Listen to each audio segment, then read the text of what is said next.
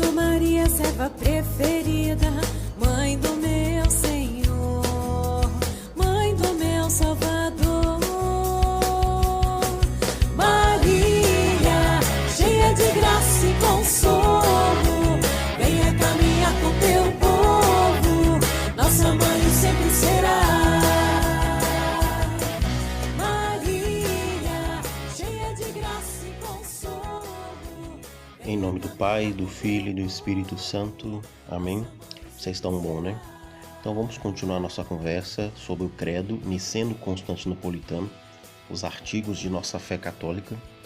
Na nossa última conversa, nós falamos sobre os dogmas de Jesus Cristo, que está lá no credo, mas eu pulei essa parte aí para a gente falar só dela exclusivamente numa aula só, que é a parte da Virgem Maria. Então hoje vamos dedicar essa conversa aos dogmas marianos. Ele nasceu da Virgem Maria. Para começarmos a falar sobre Nossa Senhora, é importante deixar bem claro a diferença de adoração para veneração.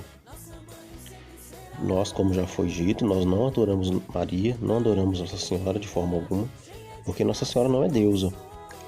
O culto de adoração é um culto exclusivo, é o culto supremo exclusivo para Deus.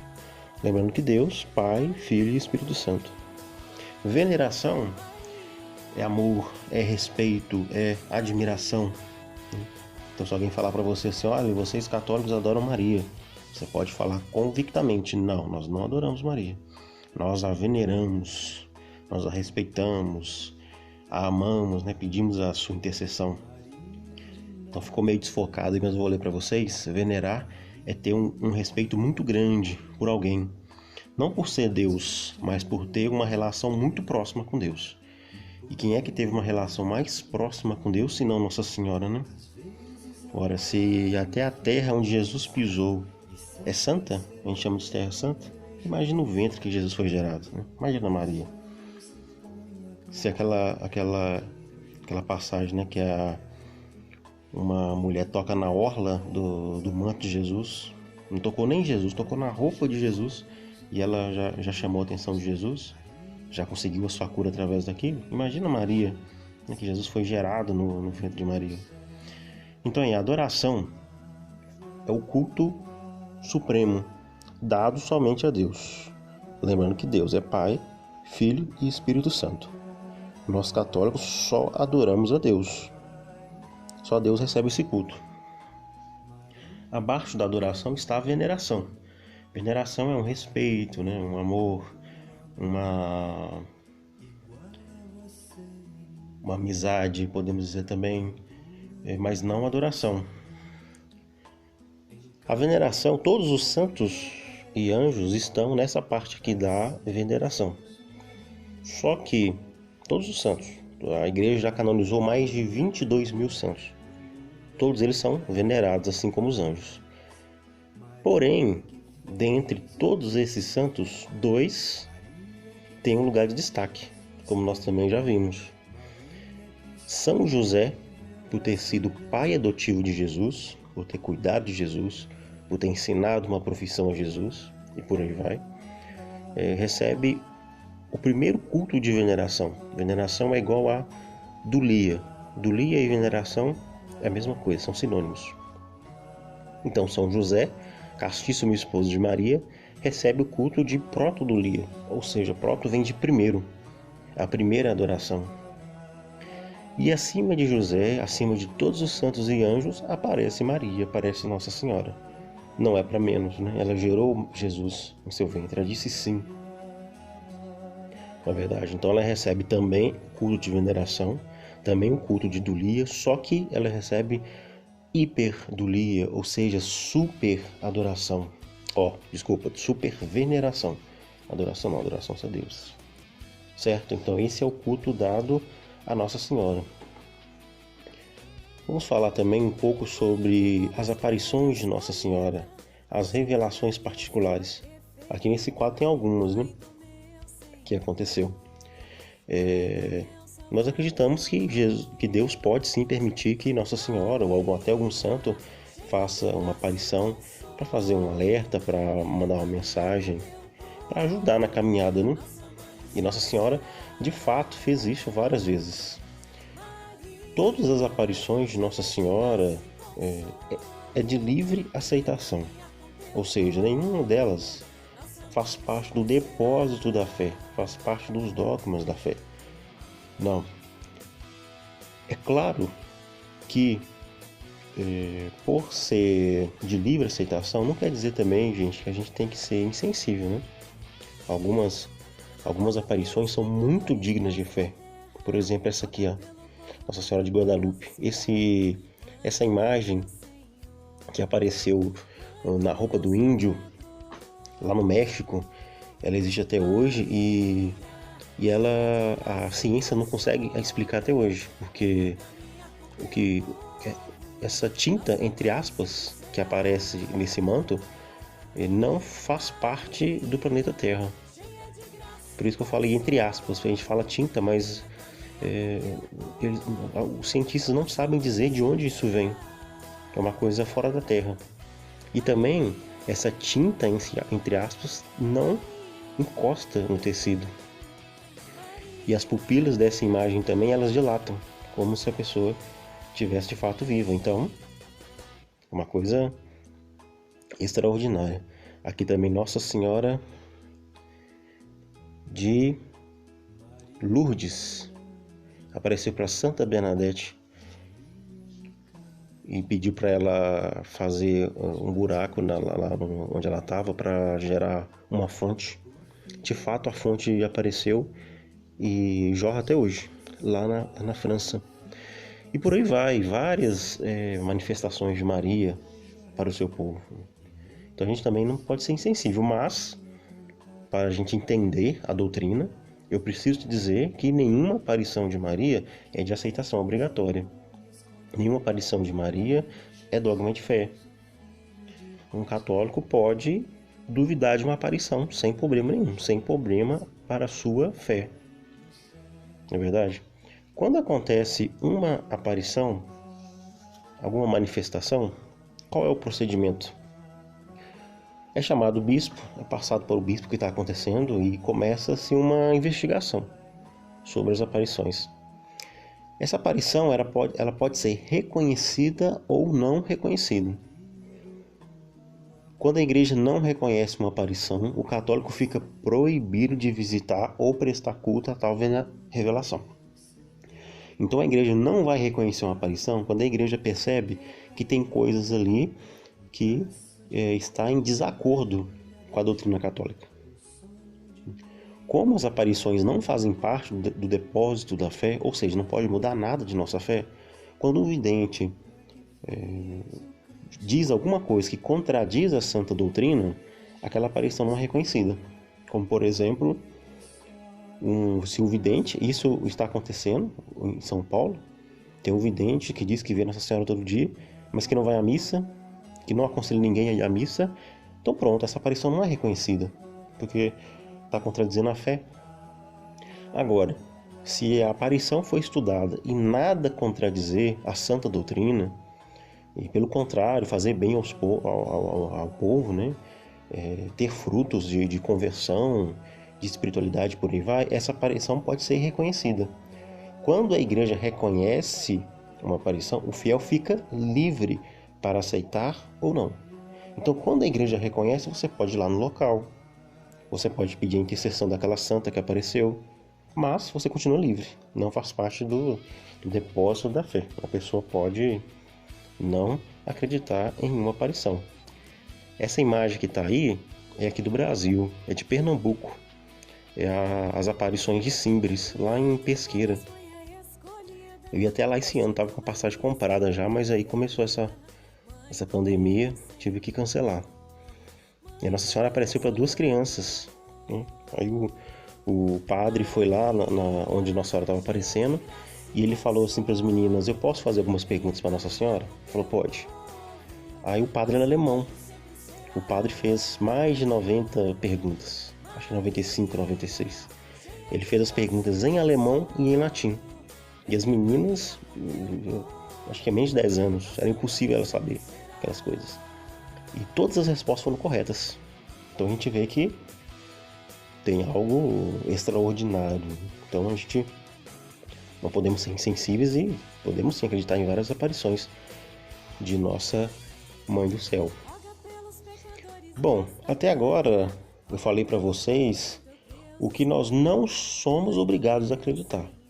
Agora o pau vai cair a folha, porque nós vamos falar do que nós somos obrigados a acreditar. Vamos falar sobre os dogmas marianos, que são 4. Só 4. Existem apenas 4 dogmas, 4 verdades de Maria que nós não podemos discordar. Se discordarmos, não estamos sendo católicos. Estamos perdendo a nossa fé. Claro que nós podemos estudar, podemos e devemos. A igreja, nós não podemos discordar de um dogma, não é por autoritarismo da igreja, não. É porque por promessa de Cristo, que prometeu que estaria com a sua igreja até o fim dos tempos. Prometeu que não ia deixar a igreja errar. Então vamos lá para os 4 dogmas de Nossa Senhora. Primeiro dogma, Imaculada Conceição. Imaculada, mácula, significa mancha. Imaculada, sem mancha, ou seja, sem pecado. Conceição é o mesmo que concepção. Concepção é aquele momento que o espermatozoide se une com o óvulo da mulher e gera um embrião. Então o dogma da Imaculada Conceição, ele diz que Maria já foi concebida sem pecado. Desde o ventre de sua mãe, Santa Ana, Maria jamais cometeu pecado, nem venial, nem nasceu livre do pecado original. Nossa Senhora passou a sua vida inteira sem cometer nenhum pecado, nem venial, nem leve. Ela é cheia de graça, graça plena. Aqui no nosso idioma, quando a gente fala assim cheio, por exemplo, um copo pode estar quase cheio, a gente pode dizer essa expressão, ele está cheio. Por isso que não fica muito bem para Nossa Senhora. A expressão correta mesmo seria plena de graça, ou seja, não tem nada de pecado, ela é graça pura. Esse dogma nós celebramos dia 8 de dezembro. É um dia de preceito não transferido. Segundo dogma, Maria sempre virgem, virgindade perpétua de Maria. Nossa Senhora, esse dogma afirma que Nossa Senhora engravidou de Jesus por obra do Espírito Santo, sem participação de homem algum. São José, castíssimo esposo de Maria, é o chamado pai adotivo de Jesus. Não é o pai natural. Jesus foi concebido pelo poder do Espírito Santo. Então Maria foi virgem antes, durante o nascimento de Jesus também foi extraordinário. E depois que Jesus nasceu, Maria se manteve virgem até a sua morte, até a sua assunção. Maria não coabitou com São José.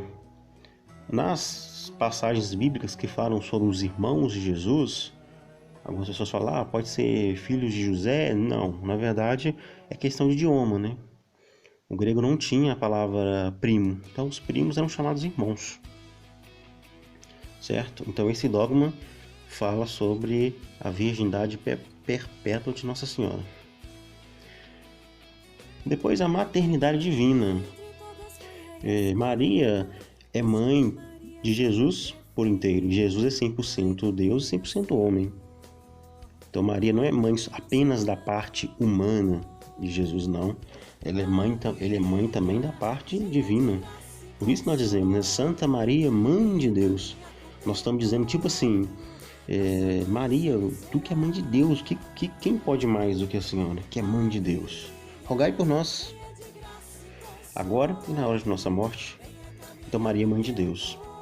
Celebramos essa solenidade no dia 1º de janeiro, também é um dia de preceito não transferido. E o último dogma é o dogma da Assunção da Virgem Maria, que inclusive estamos celebrando hoje, dia 16.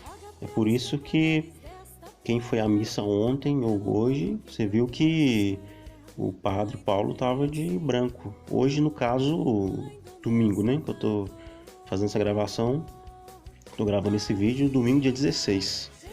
Então, quem foi à missa nesse final de semana viu que a igreja estava de branco, festejando, comemorando a Assunção da Virgem Maria. Esse dogma, ele diz o seguinte: no final da vida terrena de Maria, quando a vida terrena de Maria acabou, nós não sabemos exatamente o que aconteceu. A igreja não sabe se ela morreu e ressuscitou em seguida, ou se ela nem chegou a morrer. Por não saber, a igreja coloca o nome de dormição. A igreja fala dormição de Nossa Senhora.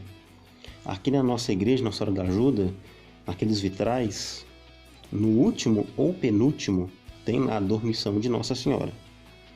Então, se Maria morreu ou não, não sabemos, fica livre. Eu acredito que Maria tenha morrido porque São João Paulo II acreditava, e vários outros santos também. Mas isso é livre. Agora, o que aconteceu depois não é livre. O que aconteceu depois é dogma. O que aconteceu foi que Maria foi assunta aos céus. Foi levada aos céus de corpo e alma. De corpo e alma. Não só sua alma, o corpo também.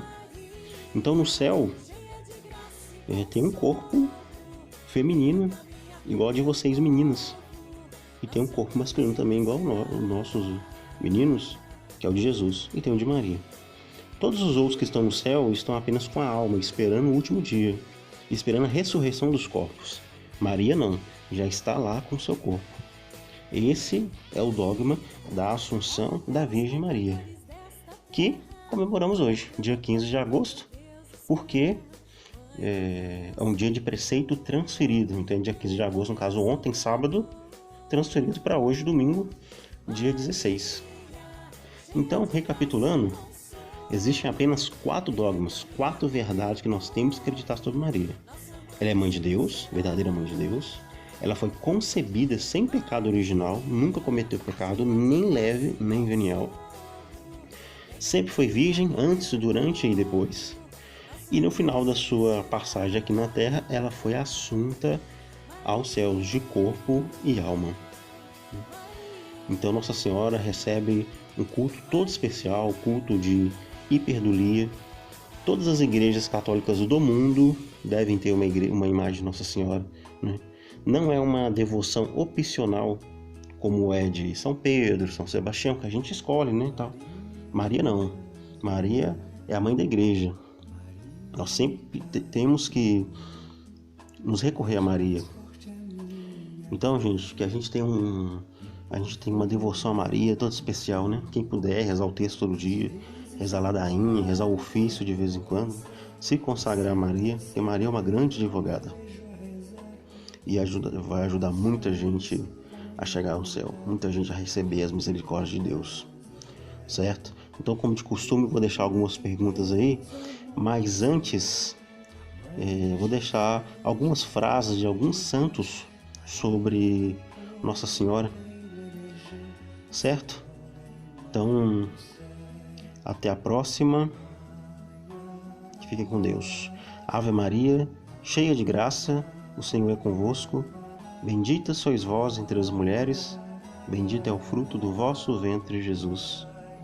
Santa Maria, Mãe de Deus, rogai por nós, os pecadores, agora e na hora de nossa morte. Amém. Salve Maria, porta do céu. Salve Maria, concebida sem pecado. Salve Maria, Mãe de Deus e nossa. Até mais.